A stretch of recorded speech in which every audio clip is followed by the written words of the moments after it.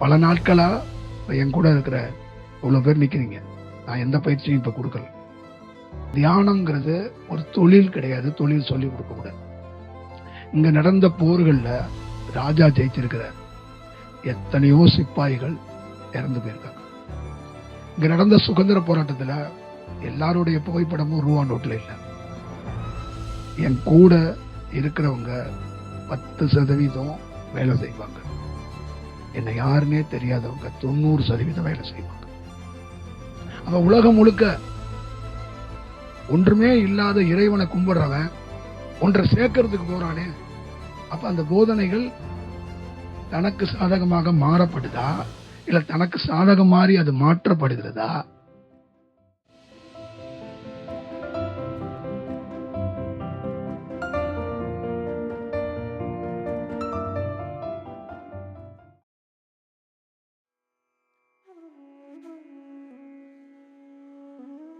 இப்ப என்னுடைய வளர்ச்சியில நான் சந்திக்கிற அத்தனை மக்களையும் பயிற்சியை தாண்டி எனக்குள்ள இருந்து இருக்கிற தன்மையில உங்களுக்கு ஒரு மாற்றத்தை அது உருவாக்கும் அப்படிங்கறத நம்ம சொல்றோம். நம்மளுடைய குரலோ நம்மளுடைய நேரடி சந்திப்போ இது எல்லாமே அந்த பருவ மாற்றத்தை ஏற்படுத்துறதுக்கு ஒரு வாய்ப்பு கிடைக்கலாம். அப்படிதான் ஒரு கிளவுடு பாமானோன்னு உறுதியா கொஞ்சம் மழைப்பொழிவு இருக்குன்னு நம்புறோம்ல, அந்த மாதிரிதான் நமக்குள்ள இருக்கிற பருவ மாற்றம் அது வெளிப்படும் போது ஆப்போசிட்ல இருக்கிற அது ஒரு செடிக்கோ ஒரு மரத்துக்கோ ஒரு நதிக்கோ ஒரு கல்லுக்கோ ஒரு மனிதனுக்கோ ஒரு மாட்டுக்கோ அது கிடைக்கும் போது அந்த மாடோ கல்லோ தண்ணியோ காடோ மரமோ எல்லாமே கொஞ்சம் வேற மாதிரி மாறுது. இதுதான். அப்ப அவரு திட்டமிட்டு அதை பண்றது இல்லை. இது உணரணும். அப்ப தியானம் என்பது திட்டம் விடுவதை விட அது இயற்கையாக அது உள்ள அந்த மாதிரி ஒரு பருவ மாற்றம் நடக்கும்போது அது ஒரு வேற மாதிரி ஒரு சூழல் உருவாகுது அப்படிங்கிறது அதோட விஷயம். இப்ப இந்தியா முழுக்க, திபெத் முழுக்க, சீனா முழுக்க எல்லா இடங்கள்லையும் தியானம் சொல்லி கொடுக்கப்படுகிறது, தியானம் பரப்பப்படுகிறது. உங்ககிட்ட இன்னையில இருந்து நான் பல நாளா தியானம் சொல்லி தரதில்ல, தீட்சை கொடுக்கறதில்ல. என்னுடைய பரப்புரையும் என்னுடைய பயணத்தையும் நீங்க பார்க்க தான் போறீங்க. எவ்வளவு மக்கள் அந்த ரேஷியோல எவ்வளவு பேர் பயனடைய போறாங்க, என்னென்ன மாதிரி சூழல் நடக்க போகுது, அவங்க வாழ்க்கைக்குள்ள என்னென்ன மாதிரி சேஞ்ச் ஓவர், அவங்கள தொடாம அவங்களுக்கு பயிற்சி கொடுக்காம அவங்களுக்குள்ள அந்த பருவ மாற்றத்தை அவங்க நிகழ்த்துறாங்களா இல்லையாங்கிறத பார்க்கலாம். இப்ப இவ்வளோ பல நாட்களா என் கூட இருக்கிற இவ்வளவு பேர் நிக்கிறீங்க. நான் எந்த பயிற்சியும் இப்ப கொடுக்கல. அப்ப இது நம்பிக்கை அடிப்படையில நீங்க நிக்கல. அப்ப உங்களுக்கு உள்ள நான் கடுமையான பயிற்சியை கொடுத்து உங்க நரம்ப வெளிக்க வச்சு உங்களை எல்லா வடிவத்திலையும் அந்த நீளத்தை மேல் நோங்கி வச்சு என் பின்னாடியே நின்னுங்கன்னு உங்களை நான் புஷ் பண்ணல, உங்களை நான் பிளான் பண்ணல. ஒரு மெக்கானிக் இன்னொரு மெக்கானிக்கை உருவாக்குற மாதிரி நான் ஒரு மெக்கானிக் இன்னொரு மெக்கானிக்கை உருவாக்கல. ஒரு மெக்கானிக் அவன் என்னை பார்த்து அவனா உருவாகணும் அப்படிங்கறதுதான் என்னோட விஷயம். அப்ப தியானம்ங்கிறது ஒரு தொழில் கிடையாது. தொழில் சொல்லி கொடுக்க கூடாது. நெட்டை எப்படி திருவுறேன் பாத்துக்க, ஒண்ணு. அடுத்தது இந்த இங்க ஒயரை கனெக்ஷன் கொடுக்குறேன் பாத்துக்க, 2, 3 இந்த வீலை எப்படி சுத்துறேன் அப்படின்னா இது மெக்கானிக் கற்றுக் கொடுக்குறது. அதே ஒருத்தர் அதையே எப்படி திருவுறாரு, எப்படி பண்றாரு அப்படி பாக்குறாரு. 1 வருஷம் கழிச்சு, 2 வருஷம் கழிச்சு, 3 வருஷம் கழிச்சு, 4 வருஷம் கழிச்சு அவர் ஒரு புதுசாவே ஒரு வண்டியை உருவாக்குறாரு. யாரு பார்த்தவர். இவர் திருவண்ணாறுல இவர் மெக்கானிக்கா இருக்கிறாரு, அவர் விஞ்ஞானி ஆயிட்டாரு. அப்ப பார்த்தவரு ரொம்ப விழிப்போட ரொம்ப அவர்கிட்ட இருந்து அந்த விஷயத்த அப்படி உள்வாங்கிக்கிட்டார். அப்ப திருவண்ணாறுல அவர்கிட்ட ஒரு நல்ல தன்மை இருக்கு. அதுதான் கலைம்பாங்க. ஒரு தொழில்ங்கிறது ஒரு கலை. அப்ப அந்த வடிவத்தை அவர் அப்படியே கிரகித்து கொண்டார். அதே மாதிரிதான் ஒருத்தருடைய வடிவத்திலிருந்து அவங்க தொழிலா செய்யாம வெவ்வேறு வடிவத்துல அவங்கள தூண்டப்படாம, அவங்கள உணர்ச்சி வசப்பட வைக்காம, அவங்கள ஒரு நல்ல சூழலுக்கு உருவாக்கும். இது ரொம்ப அடிப்படை தேவை, அடிப்படை ரொம்ப முக்கியம். அப்ப ஒரு பயிருக்குள்ள பல்வேறுபட்ட மருந்துகளை போட்டு விளைய வைக்கிறது, விளைச்சலை கூட்டுறது பெரிய சாதனை இல்லை. அந்த பயிரை, அந்த விதைய அதே தன்மையில அந்த நல்ல சூழலுக்கு உருவாக்க வைக்கிறது தான் ஒரு கெட்டிக்காரன். அப்ப இங்க இருக்கிற உயிர்களை ஒரு புரட்சியை ஏற்படுத்தணுங்கிறதுக்காக ராணுவம் மாதிரி மாத்துறதோ இல்ல ஒரு ஆக்ரோஷமா ஆக்குறதோ அது முக்கியம் இல்லை.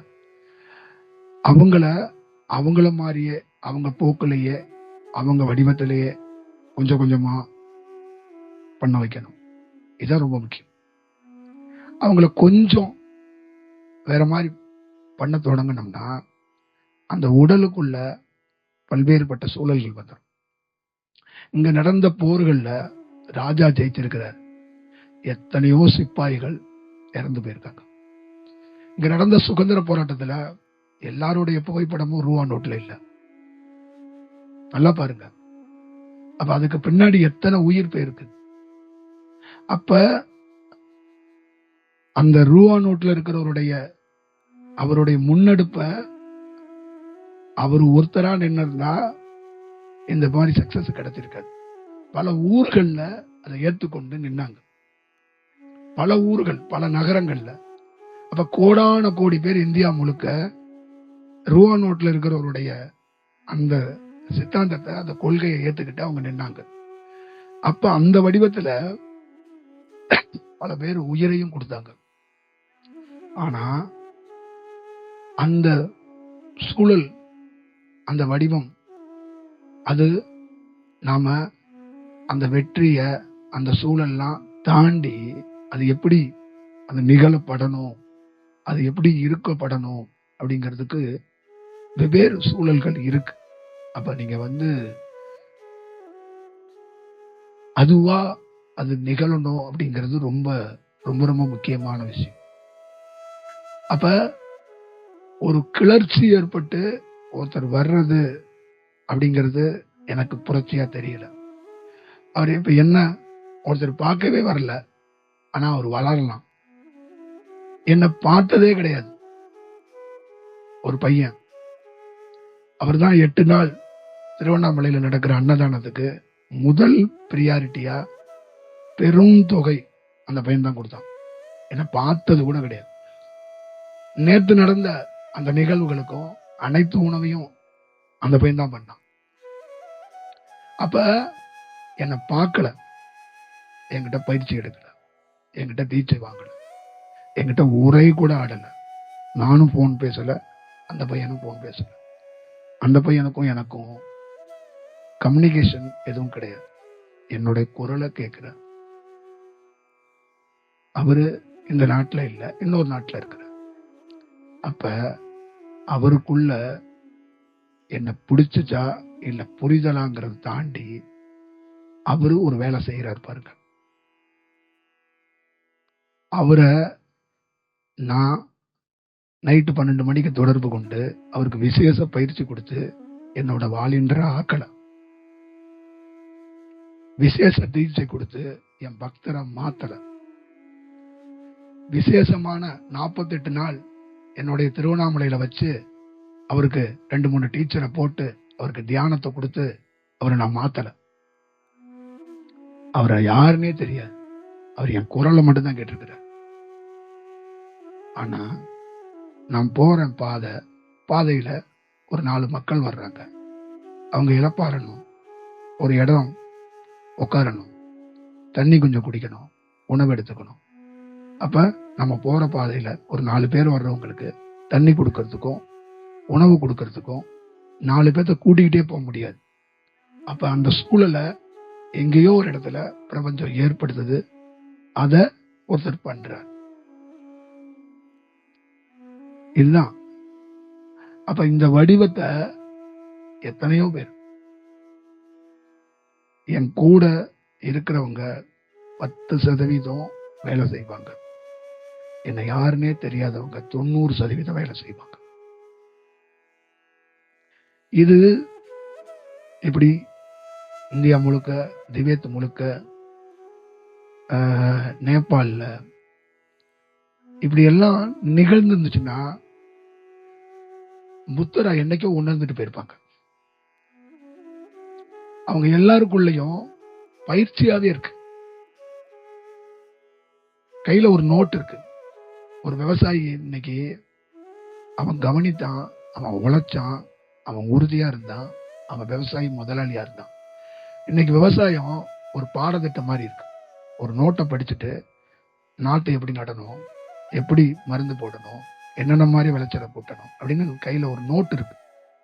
அன்னைக்கு மம்முட்டியும் கலக்கட்டும் கலப்பையும் இருந்துச்சு. விவசாயி கையில புக் இல்ல. இன்னைக்கு விவசாய கையில ஒவ்வொரு கையிலையும் ஒரு புக் இருக்கு. விதைய பத்தி, மருந்த பத்தி, மண்ணை பத்தி, தண்ணிய பத்தி, காற்றை பத்தி ஒரு புக் இருக்கு. ஆனா அவன் நினைச்ச அந்த விவசாயத்தை, அந்த விவசாயி அந்த ஃபீலையோ அந்த உணர்வையோ உணர்றான்னு எனக்கு தெரியாது. அவனையே நீங்க என்னைக்கா சந்திச்சீங்கன்னா கேளுங்க. அதே மாதிரிதான் தியானம் பல்வேறுபட்ட வடிவத்துல, பல்வேறுபட்ட கையில புக்கா இருக்கு. பல்வேறுபட்ட இடத்துல காலையில எல்லா நகரத்திலையும் நீங்க பார்க்குள்ள பாத்தீங்கன்னா ரசிக்கிறதுக்காக, மனசு சலனப்படாம இருக்கிறதுக்காக தான் ஒரு பார்க்க உருவாக்குனாங்க. மனம் சலனப்படக்கூடாது. ஒரு கண்கள் அப்படியே விழித்து பார்க்கும்போது ஒரு பிளசண்டா ஒரு இடத்த பார்த்தா மனசு அமைதியாகுமா. அதுக்காக தான் பார்க்க உருவாக்குனாங்க நகரத்துல. 10 செடி கொடிகளை உருவாக்கி, 10 தாவரங்களை உருவாக்கி, காட்டுல இருந்த தாவரங்களை நம்ம வீட்டுக்கு பக்கத்துல உருவாக்கி, ஒரு பார்க்க உருவாக்கி, ஒருத்தன் தூங்கி எந்திரிச்சு வந்து ஒரு நல்ல பொருளை பிளசண்டா பார்த்தானா அவன் மனம் அமைதியா இருக்கும். இதுக்குதான் பார்க்கு. அப்ப அந்த பிளசண்டான இடத்துல ஒரு 10 நிமிஷம் உட்காந்தானா அவன் ரிலாக்ஸா இருப்பான். அதுக்கப்புறம் அவனுடைய அன்றாடும் பணி என்ன அப்படிங்கிறத பார்க்கறதுக்கு. அடுத்தது அவன் மைண்டு கொஞ்சம் ரிலாக்ஸ் ஆனோன்னா அப்படியே பார்த்தவன், ரசிச்சவன், அந்த கால் அப்படியே ஒரு சின்னதா ஒரு புல் அரிச்சிச்சு, அப்படியே பார்த்துட்டு அப்படியே ஒரு ரவுண்ட் அடிச்சா எப்படி இருக்கும் அப்படின்னு மனம் தோணுச்சு. அப்படியே போனான், அப்படியே சுத்தி பார்த்தான், அப்படியே நடந்து வந்தான். உடலுக்கு ஒரு எனர்ஜி கிடைச்சிச்சு. இப்படிதான் உருவாக்கப்பட்டது. ஆனா இன்னைக்கு ஒருத்தர் கூட இப்படி போறதே கிடையாது. ஒருத்தர் கூட கையில போன் இல்லாம, காதுல ஹெட்போன் இல்லாம, கையில பேப்பர் இல்லாம, டீ கப் இல்லாம, ஒரு கூட்டமா குரூப்பா ஒரு கும்பலா ஒரு 6-7 பேர் குரூப்பா உட்காந்து பேசிக்கிற மாதிரி இந்த ட்ராக் ஷூவை போட்டு பனியனை போட்டு இந்த பார்க்கில் போய் நீங்க பாத்தீங்கன்னா கண்டுபிடிச்சிடலாம். அப்ப யாரும் பார்க்கறது கிடையாது, யாரும் மனதை அமைதிப்படுத்துறது கிடையாது, யாரும் அதை ரசிச்சு நடக்கிறது கிடையாது. அடிப்படையாவே மாறி போயிடுச்சு. அப்ப இது பேரு அவங்க என்ன சொல்றாங்கன்னா இதான் பயிற்சிங்கிறாங்க. இதுதான் நாங்க ஜாக்கிங் போறோம், வாக்கிங் போறோம். அப்ப ஜாக்கிங் ஃப்ரெண்டு, வாக்கிங் ஃப்ரெண்ட் எல்லாம் இருக்காங்க. சூப்பு கடையில ஃப்ரெண்டு, இந்த அருவம்புல் ஜூஸ் கடையில ஃப்ரெண்டு, பேப்பர் வாங்கிட்டு படிக்கும் போது ஃப்ரெண்டு, அரசியல் ரீதியா கான்வர்சேஷன்ல அங்க பார்க்கு ஃப்ரெண்டுன்னே ஒரு குரூப் இருக்கிறாங்க. அது ஒரு நிறைய வாட்ஸ்அப்ல சென்னையில பாத்தீங்கன்னா நிறைய பேர் இருப்பாங்க.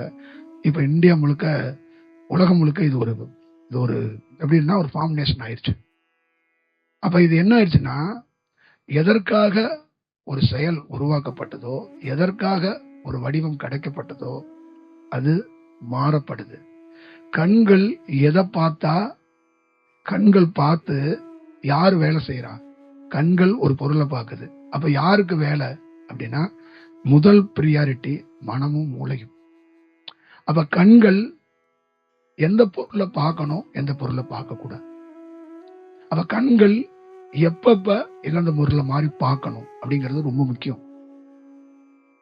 சும்மா எல்லாம் நம்ம ஊர்ல சில பொருள் எல்லாம் வளர்ந்து வரல, அதுக்கெல்லாம் காரணம் இருக்கு.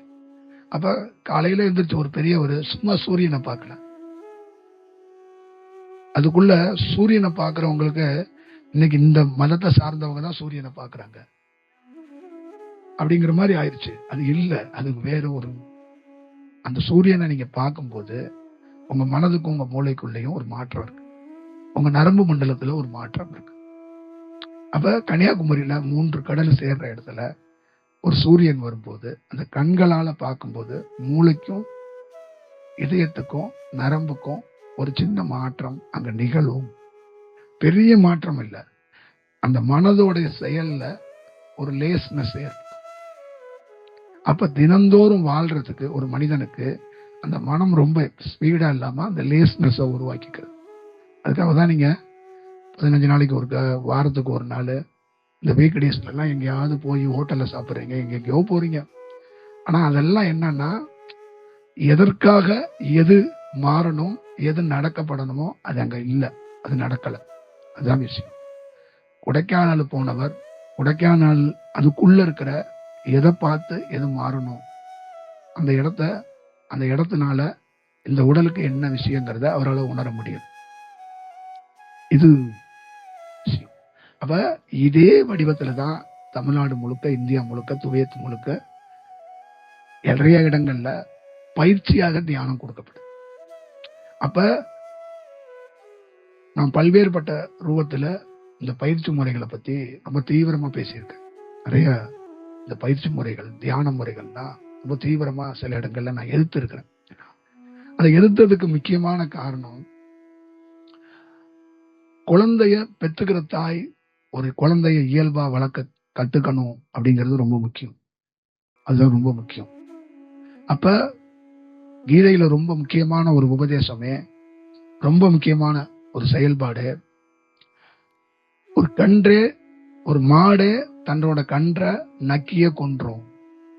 அப்ப ஒரு தாயே, ஒரு தகப்பனையே, ஒரு பிள்ளைய, ஒரு ஆணையோ ஒரு பெண்ணையோ பாசங்கிற மாயையை ஊட்டி ஊட்டி அவங்கள வேற மாதிரி ஆக்கிடுவாங்க அப்படிங்கிறது தான் அந்த இதுல இருக்கிற விஷயம். அப்ப பயிற்சிங்கிற பேர்ல நரம்பு வெவ்வேறு விதமா வெளிக்கலாம். 5 வருஷம் கழிச்சு வெளிக்க வேண்டியவன் இப்பயே வெளிக்கலாம். அப்ப அவன் உடல்ல ஏகப்பட்ட பருவ மாற்றங்களை சந்திக்கலாம், ஏகப்பட்ட சூழல்களை சந்திக்கலாம். அப்ப அந்த உடல் வேற மாதிரி மாறும்போது அவன் டோட்டலா மாறும். அப்ப அந்த வடிவத்தை எப்படி பார்க்கணும்? எனக்கு தெரிஞ்சு மதுரையில ஒரு அம்மா ஒரு ஆசிரமத்துக்காக பல ஏக்கர் நிலத்தை எழுதி வச்சிட்டாங்க. ஏன் அப்படின்னா அந்த அம்மாவை 0 ஆகணும் அப்படின்னு அந்த அம்மாவுக்கு ஒரு எண்ணம், ஒரு தாட். அப்ப 0 ஆகிறதுக்கு மாதிரி ஒரு வேலை அங்க கொடுக்கப்படுது.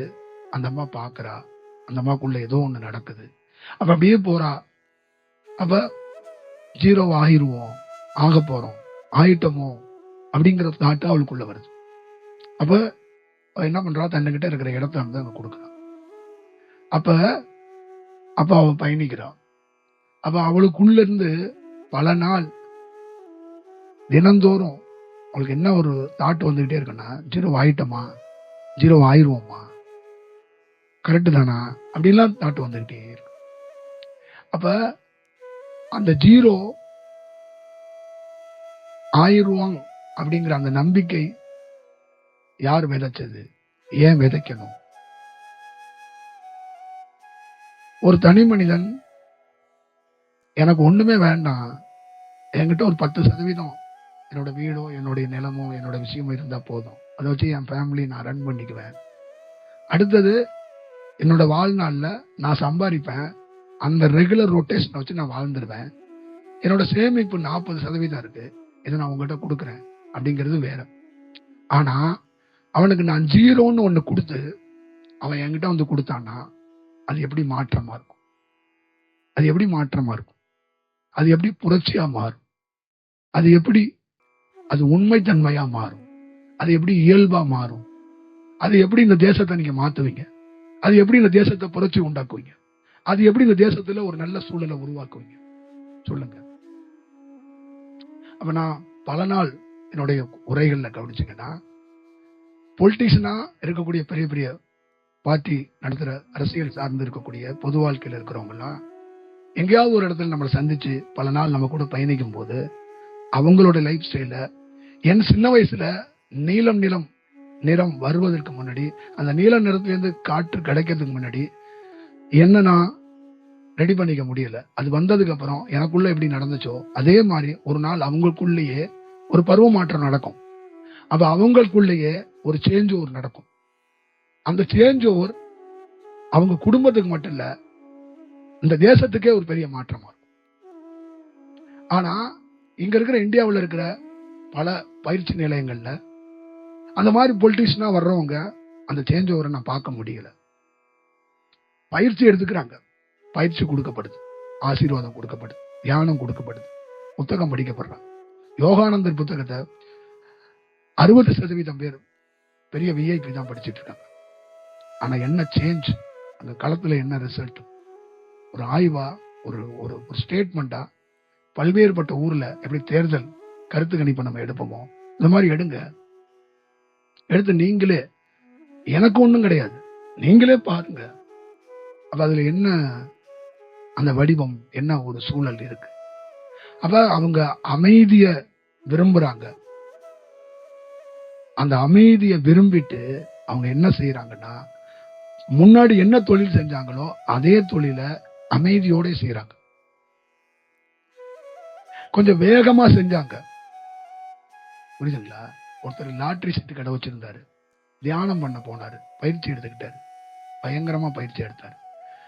அப்ப அவர் என்ன பண்ணாருன்னா, அவர்கிட்ட ஒரு சேஞ்ச் நம்ம பார்த்தோம். நான் சேஞ்ச் ஆயிட்டேன்னாரு. டீ குடிச்சு 2 பேரும் பேசிக்கணும். அப்படிங்களா? ஒரு பெரிய முதலாளி, நான் சேஞ்ச் ஆயிட்டேன். என்ன சேஞ்ச்? நீங்க என்ன பாருங்க, உங்களுக்கே தெரியும். அப்ப பல கடைகள் இருக்கு, கடைகள்லாம் திறக்கிறாரு, போறாரு, வர்றாரு, எல்லாம் இருக்கு. அப்ப என்ன சேஞ்சுன்னு ஏதாவது கண்டுபிடிச்சிங்களா அப்படின்னு என்கிட்ட கேட்கிறேன். என்ன முன்னாடி ஒரு பரபரப்பா வருவீங்க, இப்ப ரொம்ப ஒரு குவைட்டா வர்றீங்க. முன்னாடி வரும்போதே பேசிக்கிட்டே வருவீங்க, ஹாய் எப்படி இருக்கீங்க, எப்படி இருக்கீங்க அப்படின்பீங்க. இப்ப கிட்ட எப்படி இருக்கீங்க அப்படின்னு கேக்குறீங்க. முன்னாடி நான் பேசி முடிக்கிறதுக்கு முன்னாடி நீங்க ஸ்டார்ட் பண்ணிருவீங்க. இப்ப நான் பேசி முடிச்சதுக்கு அப்புறம் நீங்க ஸ்டார்ட் பண்றீங்க. அப்ப பதட்டத்திலேயே கடையில இருப்பீங்க, இப்ப கொஞ்சம் நிதானமா இருக்கிறீங்க. இதெல்லாம் உங்களுக்குள்ள ஒரு நிறைய சேஞ்சஸ் இருக்கு. இன்னொரு சேஞ்சஸ் இருக்கு, உங்களுக்கு தெரியுமா? முன்னாடி எல்லாம் 10 பிராஞ்சை எப்படி ரன் பண்றதுன்னு யோசிச்சேன். இப்ப எனக்குள்ள அமைதி நடக்கிறத பார்த்து 20 பிராஞ்ச அசால்ட்டா ரன் பண்ணலான்னு கத்துக்கிட்டேன். அப்ப சுவாமிஜி கிட்ட இருந்து 10 பிராஞ்ச 20 ஆக்கிட்டேன். இதெல்லாம் நம்மளால செய்ய முடியாதுங்க, ஒரு மனிதனால செய்ய முடியுமா? கும்பகோணத்துல கடை திறந்தேன், இன்னைக்கு தமிழ்நாடு ஃபுல்லா கடை இருக்கு. யாரால? எங்க சாமிஜியால தான். என்னன்னா எனக்கு டிப்ரெஷனே இல்லை, அவ்வளவு அப்படியே ஹாப்பியா வேலை செஞ்சுக்கிட்டே இருக்கிறேன். அப்ப ஹாப்பியா லாட்டரி சீட்டு கடை வச்சவர் 10 வச்சிருந்தவர் 20 வச்சுட்டாரு. தங்க கடை 10 பிரான்ச் வச்சிருந்தவர் 30 வச்சுட்டாரு. பிரசிடண்டா இருந்தவர் கவுன்சிலர் ஆயிட்டாரு, குருஜியால. அடுத்தது எம்எல்ஏ ஆயிட்டாரு, அடுத்தது மந்திரி ஆயிட்டாரு. மந்திரியா இருந்தவர் நாட்டுல அதுக்கும் தாண்டி ஒரு உயர்ந்த இடத்துக்கு போயிட்டார். அப்ப அதுக்கு காரணம் எதை சொல்றாருன்னா, மெயினா இந்த பயிற்சி தாங்கிற. அதை எப்படி நீங்க பார்க்க போறீங்கிறத நீங்களே பார்த்துக்கங்க. அப்ப ஒரு மனிதன் பயிற்சியால எப்படி மேம்படணும், பயிற்சியால ஒரு மனிதன் தன்னை வெவ்வேறு மாதிரி எப்படி மாத்திக்கணுங்கிறது இயல்பா நடந்தா ஒரு மனிதன், காலம் சுழலுது இல்ல, காலத்துக்கு முன்னால காலம் சுழல்ற அந்த சூழல்ல அந்த சுழற்சியில போகணும்பாங்க, காலத்துக்கு பின்னால போக கூடாது. அப்ப ஞானிகளில் தியானம் பண்ணவங்க எல்லாம் கொஞ்சம் உணர்ந்தவங்க எல்லாம் காலத்துக்கு முன்னாலேயே போறாங்க. உணராதவங்க எல்லாம் தியானம் பண்றாங்க, பயிற்சி பண்றாங்க, பிரான்ச் வைக்கிறாங்க, காலத்துக்கு பின்னால போறாங்க. அப்ப இந்தியாவில் இருக்கிற சதவீதத்துல தியானம் பண்ணவங்க தான் அதிகமா சாகுறாங்க. அப்ப உணர்ந்தவங்க அந்த சாகிறதையும் சொல்லிட்டு சாகுறாங்க. அப்ப அந்த காலத்துக்கு அந்த உணர்ந்து காலம் இப்படி அந்த காலத்தோட சூழல்னு முன்னாடி போறாங்க. இவங்க அந்த அமைதி, நிதானம், வேலையில சின்சியாரிட்டி, சுறுசுறுப்பு ஆக்டிவா இருக்கிறேன், இப்ப எந்த விஷயமும் இல்லை, கல்கண்டு பால் குடிக்கிறேன், இது நெல்லிக்காய் ஜூஸ் குடிக்கிறேன், நான் பயங்கரமா அந்த குருஜியோட அந்த அட்மையர்ல இருக்கிறேன், அந்த அலைவரிசையில் இருக்கிறேன், அந்த விஷயத்துல இருக்கிறேன், டெய்லியும் 2 hours அந்த அந்த பயிற்சியை செய்கிறேன் அப்படிங்கிற விஷயத்துல காலத்துக்கு பின்னாடி போயிடுறேன். அப்ப 30 ஆண்டுகள் பயிற்சி பண்ணவர் ஒரு நாள் படுகேவலமா செத்து போயிடுறாரு. அப்ப இத நம்ம எப்படி பார்க்கறது, இதை எப்படி புரிஞ்சுக்கிறது? அப்ப ஒரு 20 ஆண்டுகள் தியானம் பண்ணவர் ஏகப்பட்ட பிரான்ச்சுகளை திறந்துட்டார். அப்ப அவருக்குள்ள ஆயிரக்கணக்கான வேலைக்காரங்க, ஆயிரக்கணக்கான தொழிலாளர்கள் எல்லாம் வந்துட்டாங்க, பணம் குமியுது. அப்ப அவரு இந்த வாழ்க்கையோடைய புரிதலை, விடுதலைய எப்படி பார்ப்பாரு, எப்படி வாங்குவார்? எந்த அரசாங்கத்தில் இருக்கிற வேலை செய்யறவங்களும் அவங்களா அந்த வேலையை விட்டுட்டு வர்றதே கிடையாது. யாராவது 100ல ஒரு 5 பேர் இல்ல ஒரு 10 பேர். நம்ம அரசாங்கமே தான் இத்தனை வயசுக்கு மேல நீங்க வேலை செய்யக்கூடாதுன்னா ரிட்டையர்மெண்ட் கொடுக்குது. அப்ப எந்த தனிநபருக்கும் எந்த பொருள்ல இருந்தும் விடுதலையாக தெரியவும் இல்லை, விடுதலையாக தோன்றதும் இல்லை. இதுக்கு காரணம் என்னங்கிறத தெரிஞ்சுக்கணும், இது உண்மையா புரிஞ்சுக்கணும். அப்ப இயற்கையா கிடைச்சா ஒருத்தன் எளிமையா தன்னை சுருக்கிக்கிறான். அந்த சுருக்கிக்கிறது என்னன்னா அவனுக்காகன்னு அவன் வாழ தொடங்குறான்.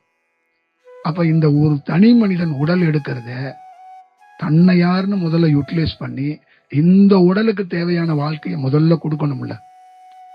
நகரத்தில் இருக்கிற மக்களுக்கு தேவையான வாழ்க்கையை கொடுக்கறது ரெண்டாவது. இந்த உடல் ஒரு பிறப்பெடுத்துச்சு இல்ல, இந்த உடலுக்கு தேவையான வாழ்க்கை வேணும்ல. அப்ப அந்த வாழ்க்கையை நம்ம கொடுக்கிறோமா, அந்த வாழ்க்கை போக்குக்கு கொண்டு போறோமா அப்படிங்கிறது ரொம்ப முக்கியம்.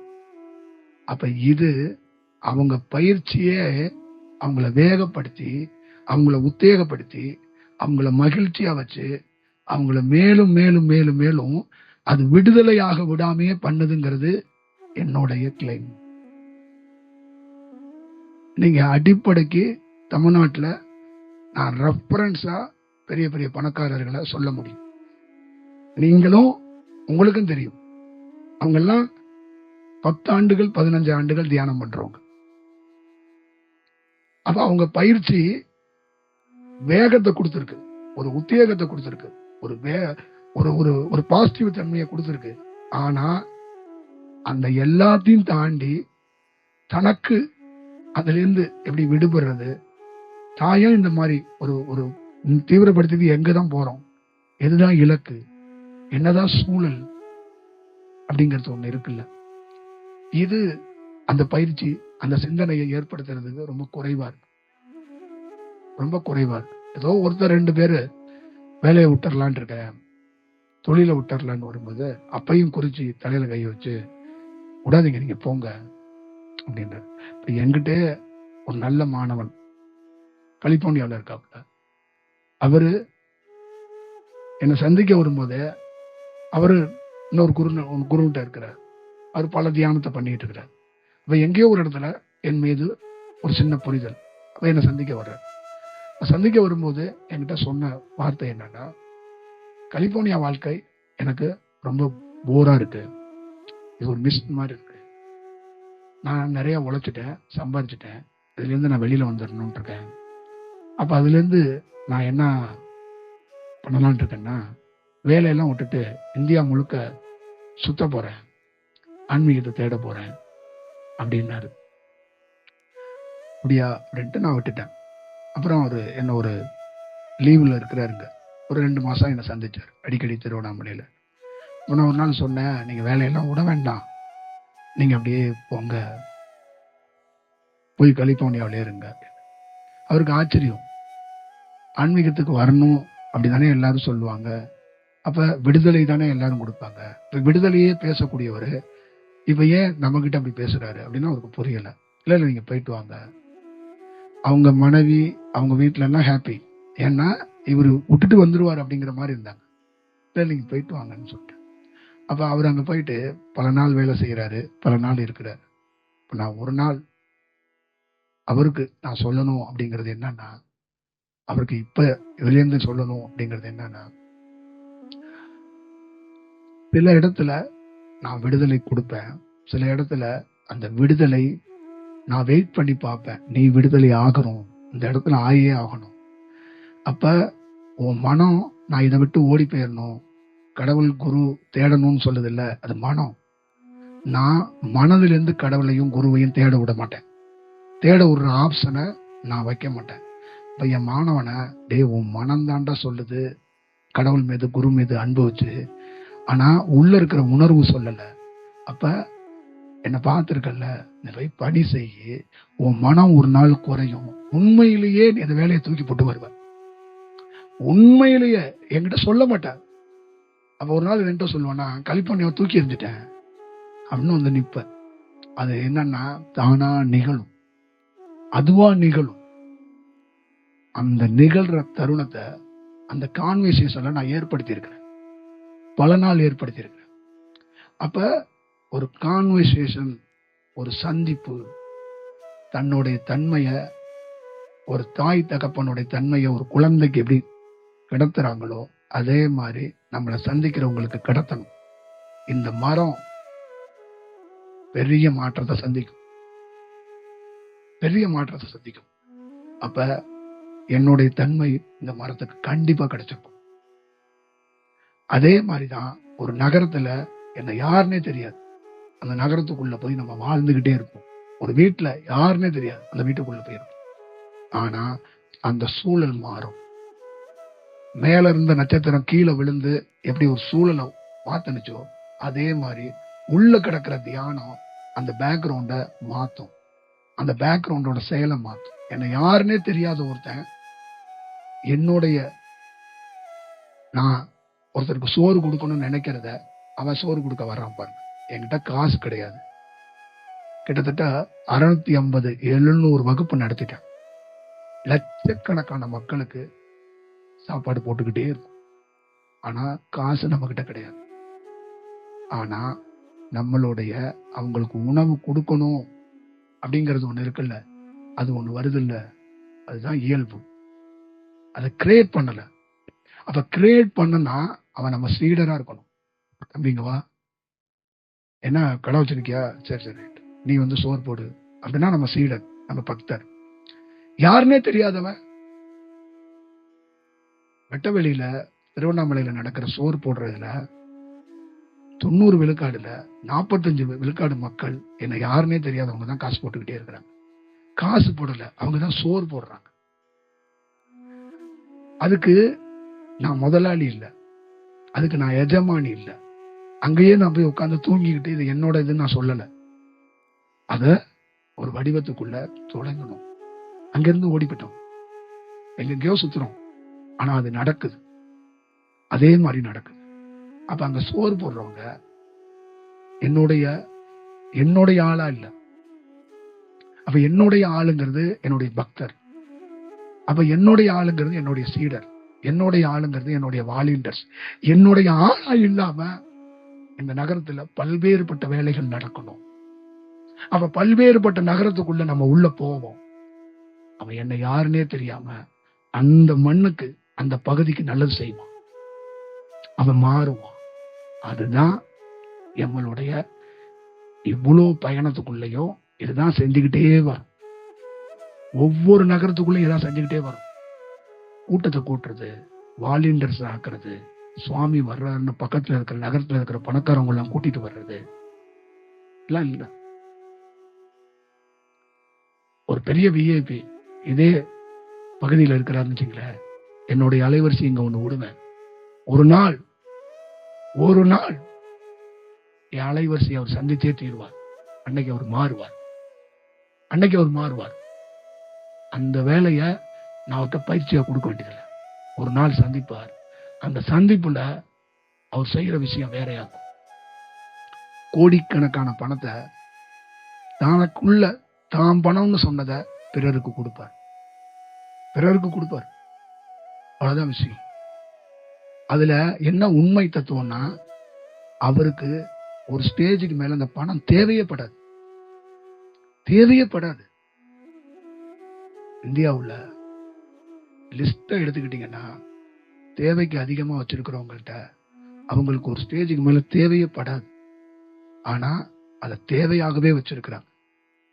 அது ஒரு குரு அதை சிந்திக்க வைப்பார். அதுதான் வடிவம், அதுதான் மாற்றம். அப்ப அங்க என்ன போவோம், ஒரு இடத்துல குவிக்கப்பட்ட ஒரு வடிவம், ஒரு செயல் எல்லா இடத்துக்கும் பகிர்ந்தளிக்கப்படும். அப்ப அது சமமா இல்லையா? அது சமத்துவமா இல்லையா? இப்ப ஒரு புரட்சியா உங்ககிட்ட எல்லாம் ஒரு ட்ரெஸ்ஸை கொடுத்து நீங்க போய் போராடுங்கன்னா நீங்க ஒரு போராட்டக்காரர்கள். உங்ககிட்ட ஒண்ணுமே சொல்ல விடாம நீங்க 10 ஏழைக்கு நீங்களே உங்க வீட்டுல இருக்கிற பணத்தை எடுத்து சோறு போட்டீங்கன்னா அது பேர் என்ன? அது பேர் என்ன சொல்லுங்க? அதுதானே வேணும். அப்ப ஒரு கலர்ஸ் உருவாக்கி ஒரு டீமை நம்ம உருவாக்க வேண்டிய அவசியம் இல்லையே. ஒரு நிறத்தை உருவாக்கி ஒரு கூட்டத்தை, சங்கத்தை உருவாக்க வேண்டிய தேவையே இல்லையே. தேவையில்லையே. சூரியன் நினைச்சு சூரியனாகவே எல்லாத்தையும் உருவாக்குறேன் அப்படின்னு அது நினைக்கலையே, அது இல்லையே. அப்ப நமக்குள்ள எப்படி அந்த மாற்றம் பிறக்கணும், எப்படி நடக்கணும் அப்படிங்கிறது அவசியம் வேணும். ஒவ்வொரு தனி மனிதனுக்கும் இந்த நேச்சர்ல இருந்து அவனுக்குள்ள பருவ மாற்றம் ஆகி அவன் சேஞ்ச் ஓவரை சந்திக்கணும். அப்ப அந்த சேஞ்ச் ஓவர்னா அந்த குரு கிட்ட இருக்கிற தன்மை அந்த உயர்ந்த சேஞ்ச் ஓவரா இருந்துச்சுன்னா அவர்கிட்ட இருந்து வெளிப்படுறது அந்த சேஞ்ச் ஓவரா தான் இருக்கும். காவேரி நீர் பிறக்கிற இடத்துல நீ அள்ளி குடிச்சாலும், காவேரி நீர் முடிகிற இடத்துல கடல்ல அள்ளி குடிச்சாலும் அதே காவேரி தன்மை தான். ஏன்னா அந்த உயிர் சக்தி அப்படித்தான் வரும். அப்ப ஒரு குரு கிட்ட இருந்து போற காற்று இந்த நகரத்துல பெரிய திருடனாரு, பெரிய கொலைகாரனாரு, பெரிய கொள்ளக்காரனாரு, ஆனா அவர் காற்று அவருடைய வடிவத்துக்கே மாற்றி கொண்டாரு. அப்ப ஒரு வெட்ட வழியை உருவாக்காது, 1000 வெட்ட வழியை உருவாக்கும். ஆனா பேரா, மடமா, சங்கமா, அமைப்பா இல்லாம எங்கேயோ ஒரு இடத்துல, எங்கேயோ ஒரு வடிவத்துல அப்படியே அது நகர்ந்து போய்கிட்டே இருக்கும். இவ்வளவுதான் இதோட விஷயம், இதோட வடிவம். நம்ம 2 ஸ்டேட், கர்நாடகா, தமிழ்நாடு, காவேரிக்காக ஒரு விஷயம். ஆனா காவேரி அது என்னைக்குமே நான் இதை வெளிப்படுத்தி இருக்கிறேன், இது என்னதுன்னு காவேரி அந்த நதி சொன்னதே கிடையாது. அந்த நதியை உட்கொள்ற தமிழ் மக்களும் கன்னட மக்களும் இது எங்களோடதுங்கிறாங்க. ஆனா ப்ராப்பரா அதை கிளைம் பண்ண வேண்டியது அந்த நதி. ஆனா அது மௌனமாக இருக்கிறது. ஒருவேளை அந்த நதிக்கு மொழி தெரிஞ்சிருந்தா 2 பேருக்குமே தண்ணி கிடைச்சிருக்காது. என்ன இருக்கும் நினைச்சு பாருங்க, எப்படி இருந்திருக்கும்? பெரிய லக்கு அதுக்கு, அது பேசல. இதுதான் இங்க. அப்ப ஒரு ஒரு ஒரு வடிவத்தை, அதோட நோக்கம், காவேரி அந்த நீரோட நோக்கம் என்னன்னா அத பருகிறவங்களுக்குள்ள பெரிய பருவ மாற்றத்தை அது உருவாக்கணும். அவ்வளவுதான். அது உருவாகாத போது, அது உருவாகாத போது அது அதோட பொலிவை, அதோட நிறத்தை அது மாத்திக்குது. சயின்ஸா, அறிவியலா ஒரு ஆய்வு இருக்கு. ஒரு நீரை நீங்க திட்டினா கூட அந்த நீர்ல இருக்கிற சிம்டம்ஸ் மாறுங்கிறாங்க. அந்த நீரை நீங்க அதுக்குள்ள கொஞ்சம் கொஞ்சம் அந்த மாற்றத்தை உங்களால பார்க்க முடியுங்கிறாங்க. அப்ப அந்த நீர் தன்மைக்குள்ள அது நல்ல தன்மையில மக்கள் பயன்பாட்டுல குறைக்க குறைக்க குறைக்க அந்த நீரோட சுவையும் சரி, அந்த நீரோட தன்மையும் சரி, அந்த நீரோட உயிர் சக்தியும் சரி அப்படியே காவேரியில குறைஞ்சு குறைஞ்சு வந்துகிட்டே இருக்கு. இப்ப நல்ல காவேரி நீர்ல குடிக்கும் போது ஒரு காலகட்டத்தில் இளநீர் மாதிரி இருந்துச்சு. இன்னைக்கு தொகுப்பு தன்மையும் அதோடைய வடிவம் வேற மாதிரி மாறிடுச்சு. அது என்ன காரணம்னா அதுவே தன்னை பருவ மாற்றம் அடைஞ்சுக்கிட்டே வருது. அப்ப அது என்னன்னா இத உட்கொள்றவங்க நம்மள சரியா பயன்படுத்தல. அப்ப என்ன பண்றாங்கன்னா இத உட்கொண்டு வேற ஒரு சூழலுக்குள்ள உருவாக்கிக்கிறாங்க. அப்ப பதஞ்சலி மாதிரி யாருன்னே தெரியாது அந்த தியானத்தை, அந்த கலைய, அந்த யோக சூத்திரத்தை கொடுத்தாரு. அத நீல நிறமா அந்த குண்டலினியா நரம்பா வெளிச்சதுக்கு அப்புறம் நிறைய பேரு அதை வேற மாதிரி பயன்படுத்த அவருடைய உண்மைத்தன்மைய பதஞ்சலி யோக சூத்திரம் வேலை செய்தா செய்யலையான்னு கண்டுபிடிக்க முடியாத அளவுக்கு அவர் மௌனிச்சு போயிட்டார். இப்ப பதஞ்சலி யோக சூத்திரம் வேலை செய்யுமா செய்யாதா, பதஞ்சலின்னு ஒருத்தர் வேலை செய்வாரா செய்ய மாட்டாரா அப்படிங்கிற அந்த சூழல் தான் இன்னைக்கு உலகம் முழுக்க இருக்கு. அப்ப அது என்னன்னா தன்னுடைய தன்மைய, தன்னுடைய பொலிவை, தன்னுடைய ஆளுமைய, தன்னுடைய முகத்தை, தன்னுடைய வடிவத்தை, தன்னுடைய சக்திய, தன்னுடைய உண்மை விஷயத்தை அது வெளிப்படுத்தல. அது வெளிப்படுத்துறத உள்வாங்கி ஒரு சமாதி மாதிரி தன்னை யாருன்னே தெரியாம மறைச்சு கொண்டே உள்ள போகுது. அப்ப பதஞ்சலி கொடுத்த யோக சூத்திரத்திலிருந்து கிளையாக பிறக்கப்பட்டதுதான் இந்த தியானம்.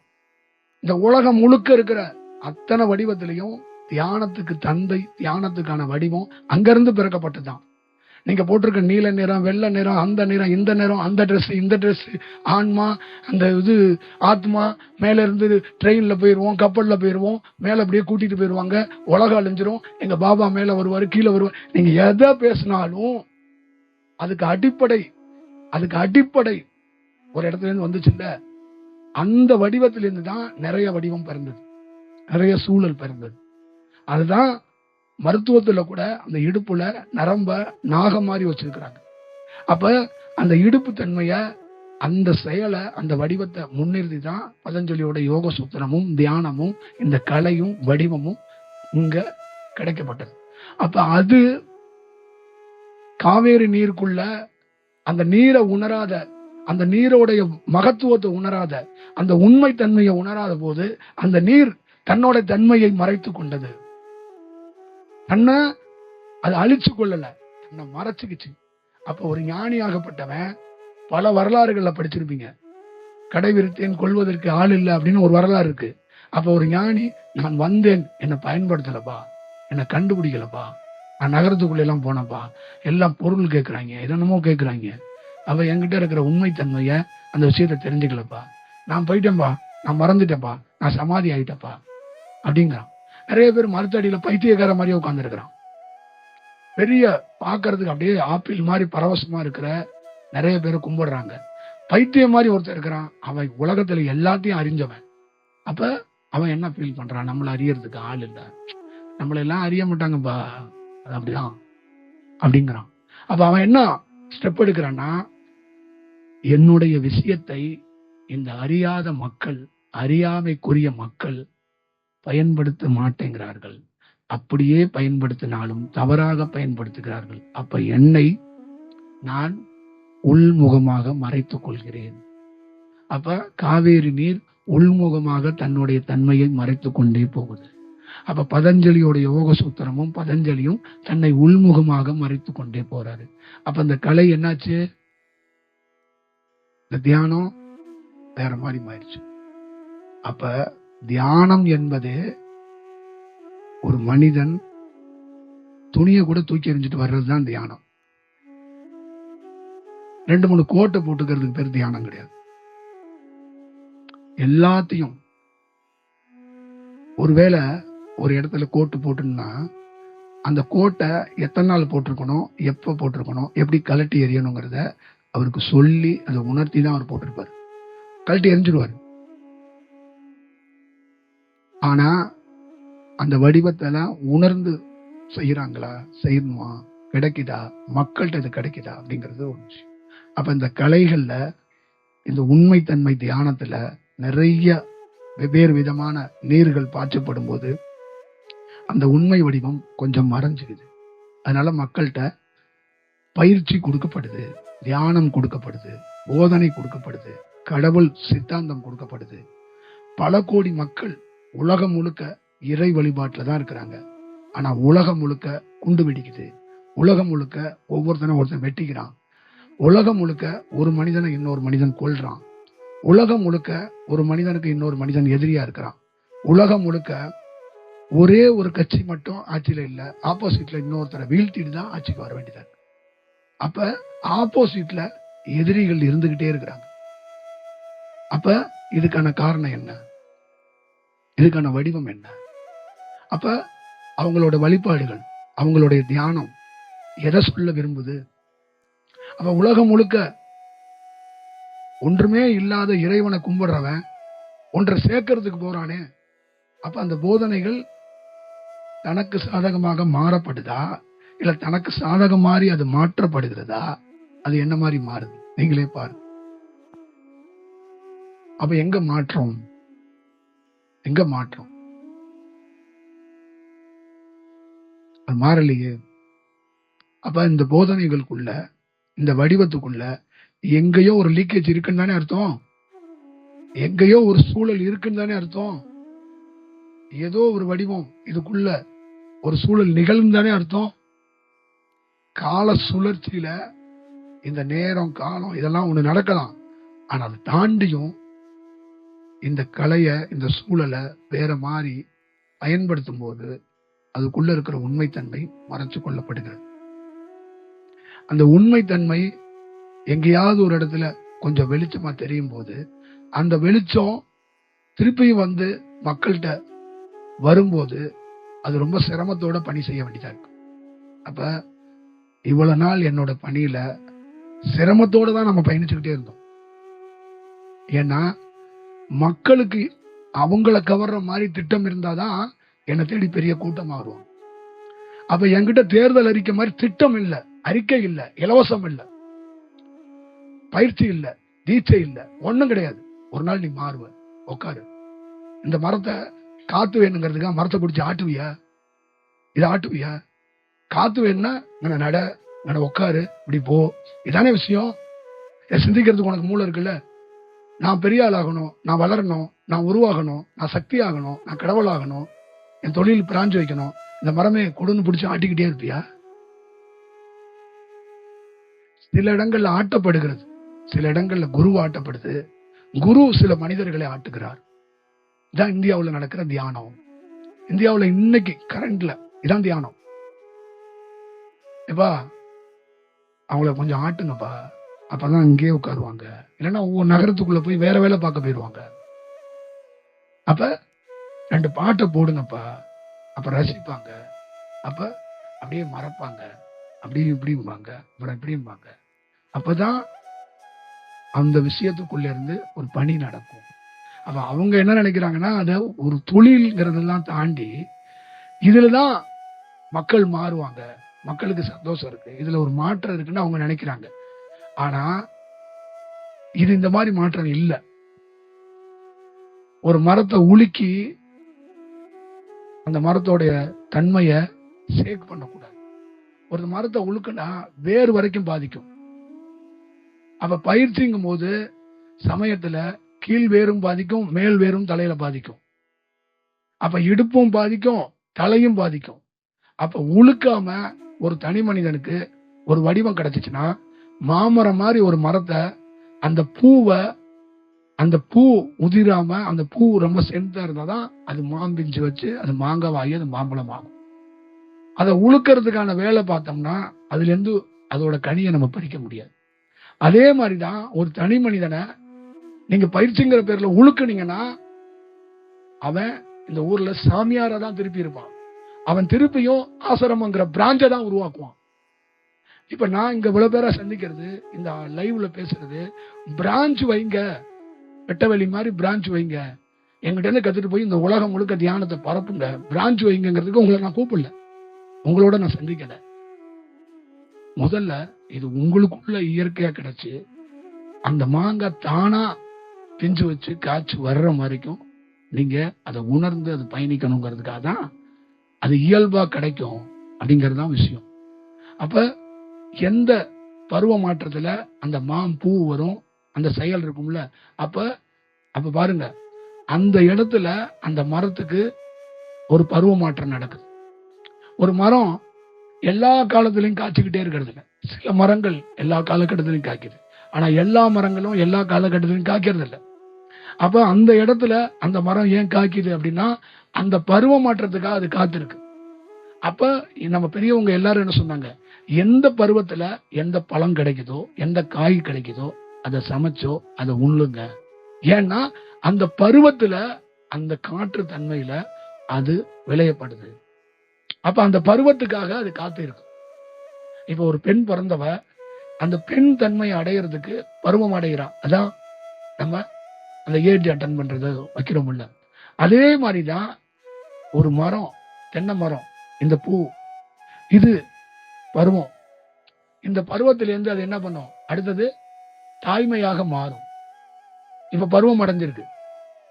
ஒரு ஏஜ் அட்டன் பண்ண பொண்ணும் இந்த பூவும் ஒண்ணுதான். அப்ப இது பருவத்துல இருக்கு. அப்ப பருவத்துல இருக்கும் போதே இதுக்கு திருமணம் பண்ணா இந்த பூ என்ன பண்ணும்? ஒளிவு இழந்துரும். அப்ப பருவத்துல இருக்கிறது தாங்கி அது நல்ல தன்மைக்கு மாறி திருப்பி தாய்மைக்கு மாறும். அப்ப இதுல இருந்து கிடைக்கிற பொருள் உகந்ததாக இருக்கும்.